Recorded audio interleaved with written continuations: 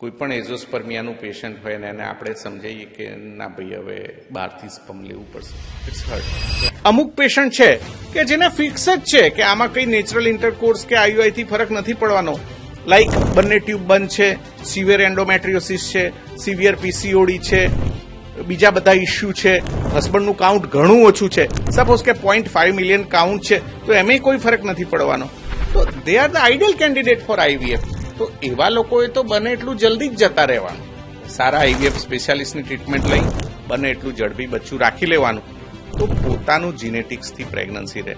આ પોતાનું જીનેટિક્સ છે ને એ બહુ મહત્વનું છે. કોઈ પણ એઝોસ્પર્મિયાનું પેશન્ટ હોય ને એને આપણે સમજાવીએ કે ના ભાઈ હવે બહારથી સ્પમ લેવું પડશે, ઇટ્સ હર્ટ. સાયકોલોજીકલ યસ એ બોલવું ઇઝી છે પણ સ્વીકારવું બહુ અઘરું છે. એટલા માટે બને એટલું જલ્દી આઈવીએફ વિશે વિચારવું પડે.